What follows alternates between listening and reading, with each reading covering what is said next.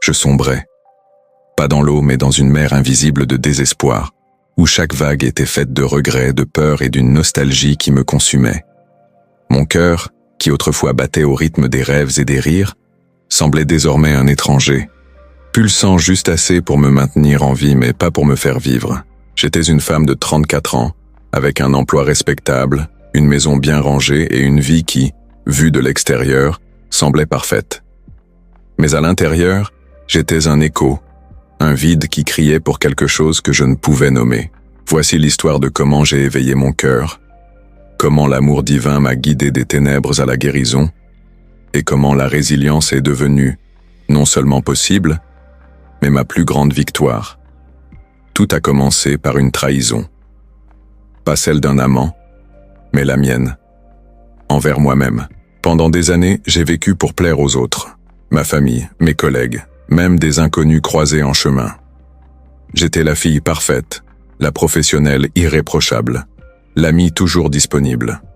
Mais à un moment donné, j'ai oublié qui j'étais. Cette déconnexion avec moi-même a culminé en un effondrement silencieux.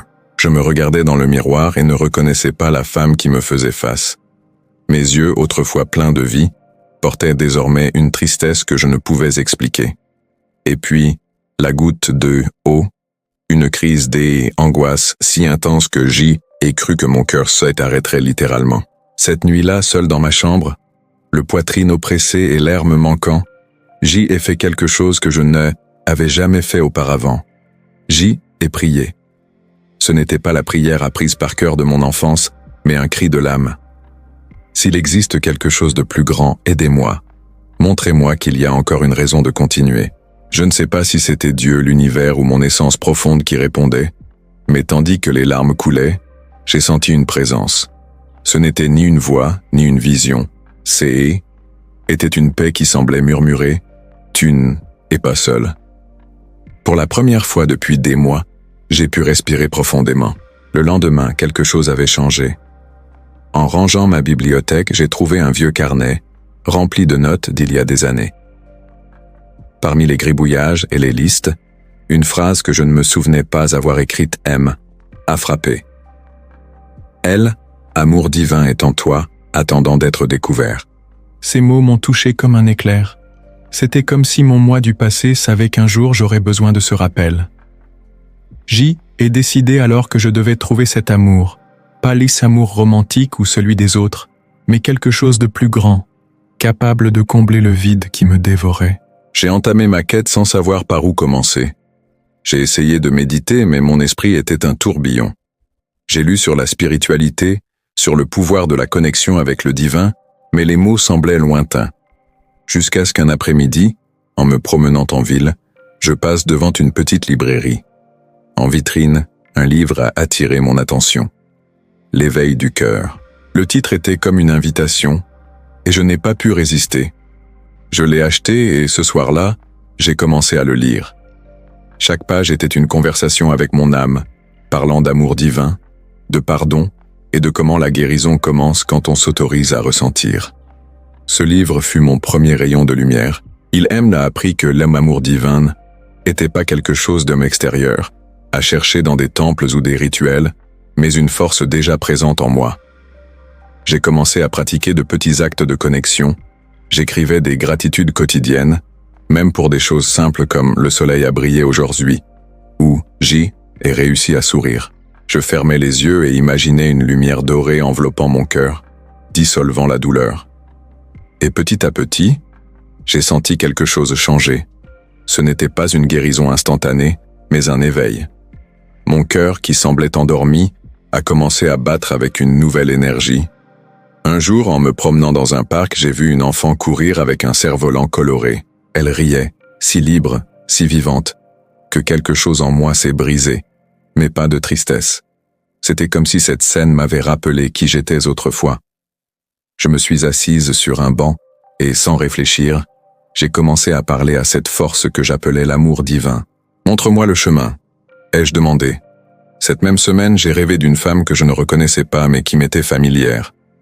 Elle a pris mes mains et m'a dit « Tu es déjà sur le chemin, fais simplement confiance ». Je me suis réveillé le cœur battant mais pas d'angoisse, c'était de l'espoir. Ceci est la première partie de mon éveil.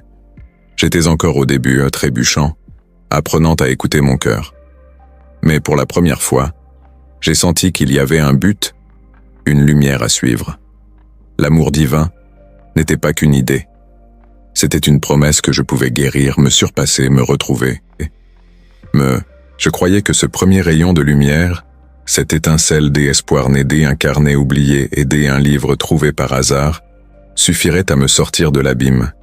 J'avais senti la présence de l'amour divin, entendu son murmure dans mes moments les plus sombres, et commencé à entrevoir un chemin. Mais la guérison, ai-je appris, n'est pas un éclat soudain qui efface tout.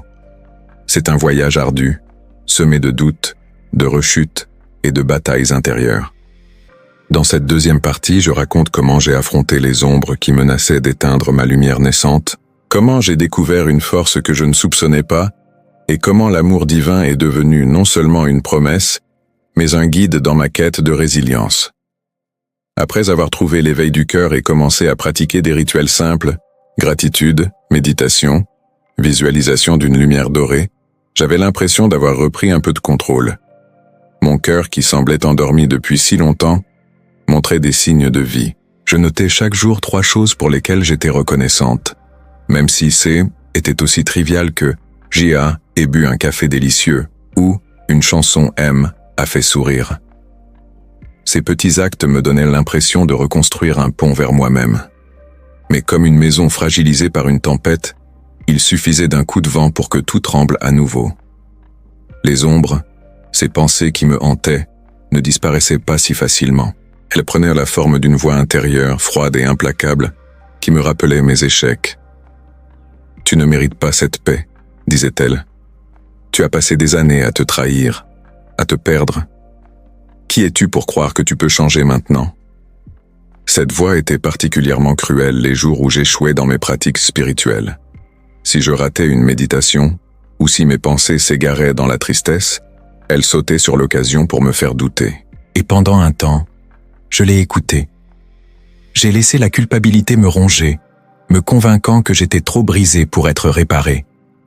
Ce fut une période de va-et-vient. Certains jours, je me sentais porté par une force invisible, comme si l'amour divin me soutenait. D'autres jours, je retombais dans mes vieilles habitudes. Je me perdais dans des heures de travail pour éviter mes émotions, ou je cherchais du réconfort dans des distractions futiles, comme scroller sans fin sur mon téléphone. Chaque rechute me semblait une preuve que je n'étais pas à la hauteur de cette quête spirituelle. Mais paradoxalement, c'est tic-tac et dans ces moments de fragilité que J ai commencé à comprendre ce que signifiait vraiment elle, amour divin. Il ne demandait pas la perfection, mais la persévérance. Un tournant est survenu grâce à une amie d'enfance, Clara, avec qui j'avais perdu contact. Elle m'a appelé un soir, comme si elle avait senti mon désarroi à distance. « J'ai entendu parler d'un atelier de guérison spirituelle près de chez toi, m'a-t-elle dit. Ça pourrait te faire du bien. » J'étais sceptique. L'idée d'un atelier rempli d'inconnus partageant leurs émotions me terrifiait. Mais quelque chose en moi, peut-être cette même intuition qui aime, avait poussé à acheter le livre « M » a convaincu d'essayer l'essayer. J'ai pris une profonde inspiration et je me suis inscrite. L'atelier se tenait dans une maison de campagne, entourée de champs dorés par le soleil d'automne. Dès mon arrivée, j'ai senti une énergie différente, comme si l'air lui-même vibrait de possibilités. Le groupe était petit, une quinzaine de personnes, chacune portant ses propres blessures, des deuils, des ruptures, des luttes intérieures. La facilitatrice, une femme d'une 50aine d'années nommée Élise, avait une présence apaisante. Elle nous a guidés à travers des méditations, des exercices d'écriture et des cercles de partage. Au début, je suis resté en retrait, intimidé par la vulnérabilité des autres. Mais au deuxième jour, quelque chose s'est débloqué. Lors d'une méditation guidée, Élise nous a demandé de visualiser une rencontre avec notre moi intérieur, cette partie de nous que nous avions ignorée ou rejetée. J'ai fermé les yeux et presque immédiatement, une image m'est apparue, une version plus jeune de moi, une fillette aux yeux brillants, tenant une fleur. Elle ne parlait pas, mais son regard était plein de tristesse et de compréhension. J'ai senti les larmes monter, non pas de douleur, mais d'une reconnaissance profonde. Cette petite fille était moi, avant que le monde ne m'apprenne à me cacher, à douter, à me trahir. Dans cette méditation, je l'ai prise dans mes bras, et pour la première fois, je me suis pardonné. Ce moment a brisé une barrière. Pendant le reste de l'atelier, j'ai osé partager mon histoire. J'ai parlé de la pression d'être parfaite, de la crise d'angoisse qui m'avait terrassé, et de ma quête hésitante pour trouver l'amour divin. À ma surprise, mes mots ont résonné avec les autres. Une femme qui avait perdu son frère m'a dit « Ton histoire me rappelle que nous portons tous des fardeaux, mais nous pouvons aussi porter de l'espoir. » Ces mots m'ont touché profondément. Pour la première fois, j'ai réalisé que ma douleur, loin d'être une faiblesse, pouvait être une source de connexion. L'atelier m'a aussi introduite à des pratiques plus profondes. Élise nous a enseigné la méditation de l'amour bienveillant, où l'on envoie des pensées de compassion à soi-même, puis aux autres. Au début, souhaiter du bien à moi-même me semblait étrange, presque égoïste.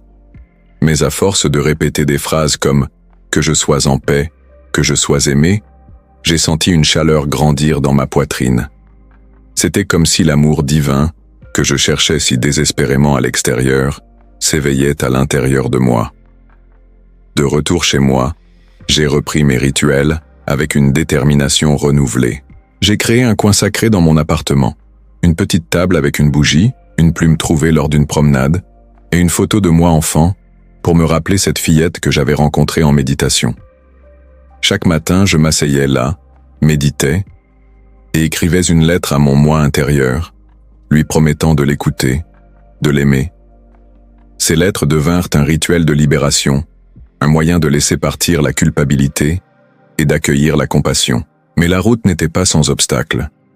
Quelques semaines après l'atelier, une dispute avec ma sœur a réveillé de vieilles blessures.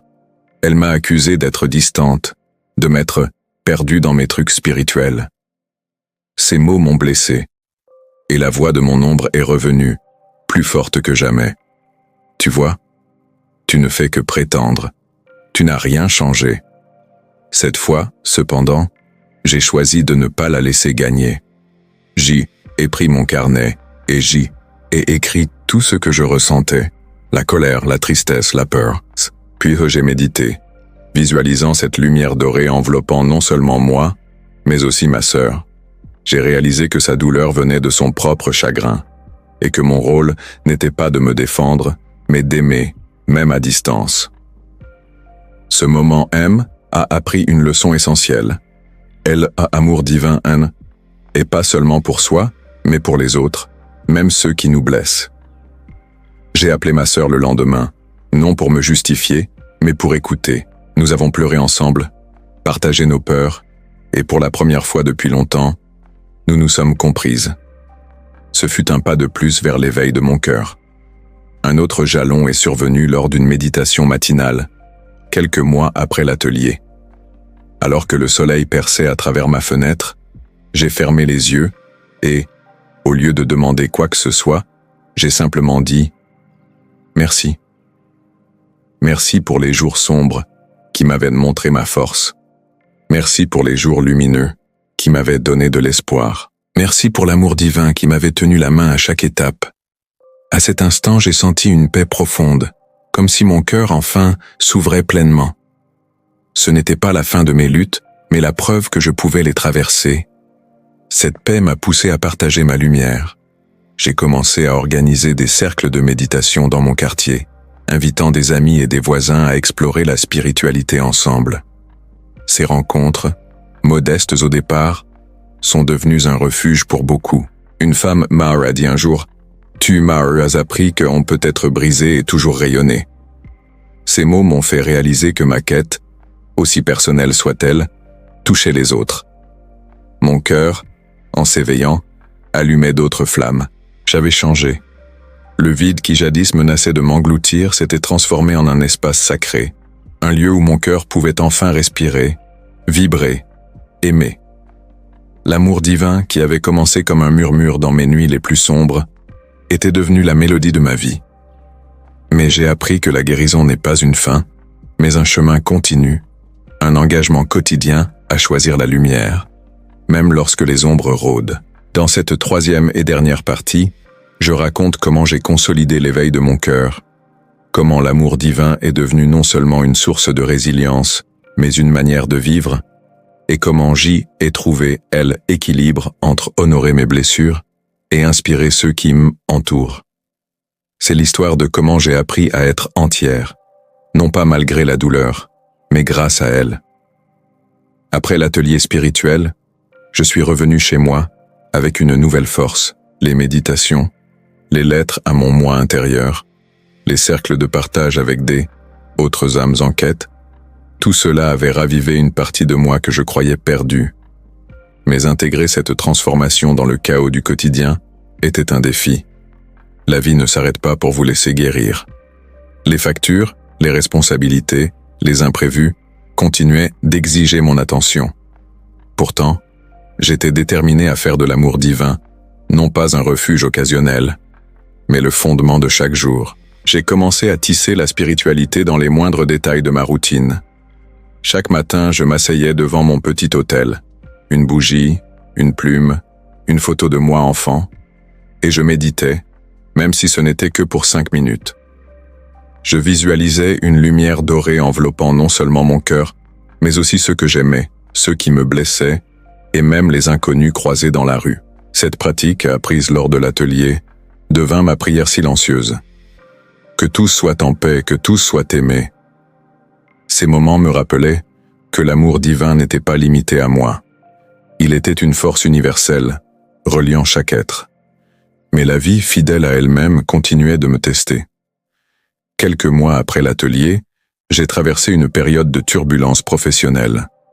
Mon travail, qui m'avait longtemps donné un sentiment de stabilité, devenait étouffant. Les longues heures, les attentes irréalistes, le manque de sens, tout cela pesait sur moi. La voix de mon ombre, bien que plus faible, revenait parfois. À quoi bon tout ce travail spirituel si tu es toujours aussi épuisé? Cette fois, cependant, j'ai choisi de l'écouter différemment. Au lieu de me laisser submerger, J ai pris un carnet et J ai écrit une question. Que est-ce que cette fatigue veut enseigner? La réponse est venue lentement, à travers des méditations et des rêves. Dans l'un d'eux, j'ai vu une rivière, calme mais puissante, contournant les rochers sans jamais s'arrêter. Une voix, peut-être la mienne, peut-être celle de elle, amour divin. M a dit, tu n'as pas besoin de tout porter. Laisse couler. Ce rêve m'a frappé. Pendant des années, j'avais cru que je devais tout contrôler, tout résoudre.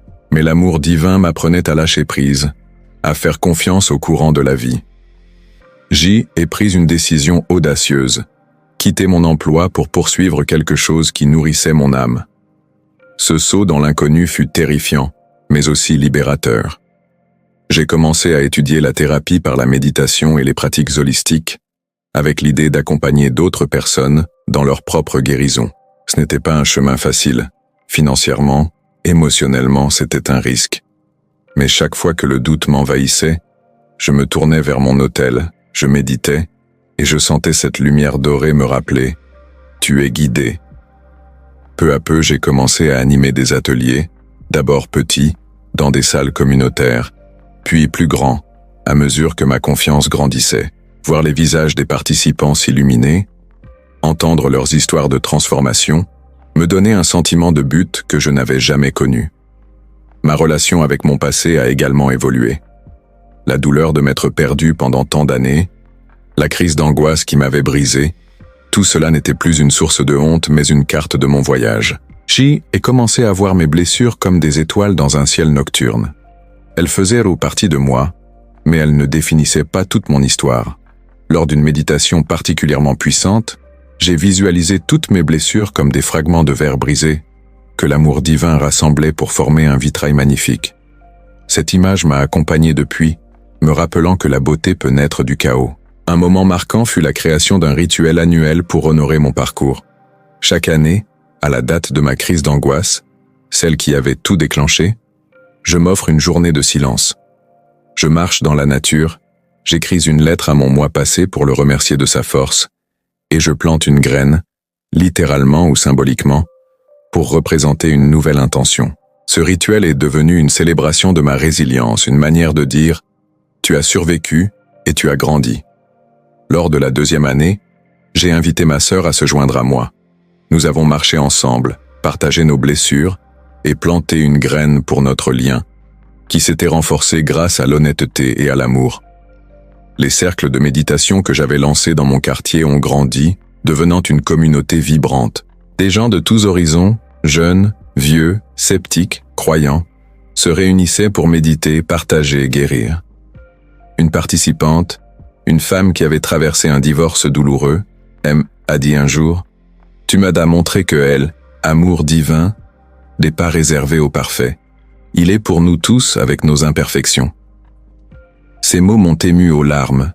En aidant les autres, je guérissais aussi une partie de moi-même, comme si chaque lumière allumée dans leur cœur renforçait la mienne. Il y a encore des jours où je trébuche. La tristesse peut surgir, inattendue, déclenchée par un souvenir ou une fatigue passagère. Mais maintenant, je sais que ces moments font partie du chemin. Je ne lutte plus contre eux, je les traverse. Je m'assieds avec ma bougie, je médite, je parle à l'amour divin comme à un vieil ami. Et toujours, je trouve la force de me relever.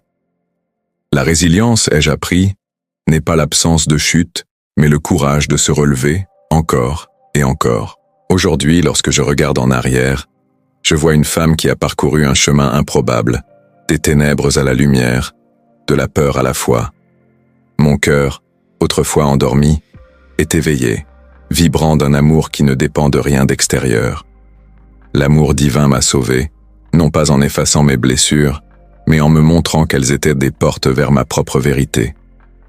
Je ne suis pas parfaite, et je ne prétends pas l'être, mais je suis entière, imparfaitement magnifique, et cela suffit. Alors que je médite à l'aube, baigné par les premiers rayons du soleil, je ne demande plus rien. Je remercie la douleur qui m'a façonné, je remercie l'amour divin qui m'a guidé, et je remercie moi-même pour avoir eu le courage d'éveiller mon cœur. Ce voyage n'est pas terminé, il ne le sera jamais. Mais chaque pas est une célébration, une preuve que la guérison est possible, que la résilience est réelle et que l'amour, toujours, triomphe.